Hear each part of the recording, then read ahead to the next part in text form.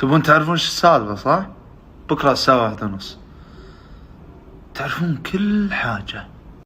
ما شاء الله دخلنا أعداد مرة كبيرة في السناب والخاص، من غير اتصالات ورسائل، رقينا فوق 50,000 رسالة، دخلنا 1,000,000. ماني بعرف أصور، ترى ذا الفيديو اللي قاعد أصوره لكم الآن طبع لي السناب 3 مرات.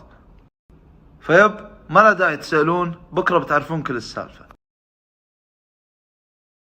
آخر سناب صورتها أمس، والله من كثر الحوسة نسيت، ما أدري هي أمس ولا قبل أمس. الزبدة أنتم متصورين لها درجة تعبان. آخر سناب صورتها بديت المقطع على طول، بحيث إن كل اللي في اليوتيوب يشوفون. بكرة الساعة 1:30.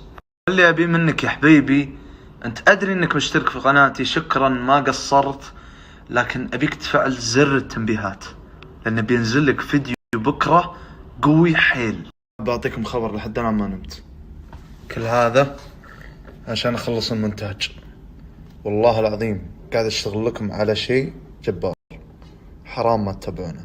أنا قاعد أفتح الفيديوهات أخليها عام، في أغنية أنا أحبها وانحذفت من اليوتيوب، فرفعت في قناتي وخليتها خاص بحيث إني أسمعها أنا فقط.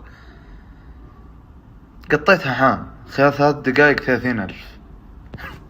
مسمي الأغنية الحب، عاد متابعين فهموها غلط، اعذرونا، خطأ مطبعي.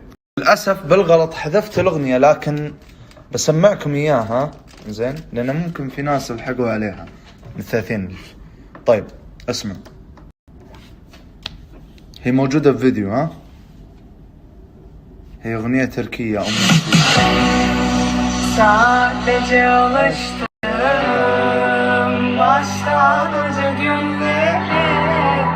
هذه شلنا الدقن خلاص، خلينا شنب. سلكوا ما أدري إنك من شعر والسلكوا. افهم متى هذا ناوي يخلص، بروح أنام تعبان. بالسر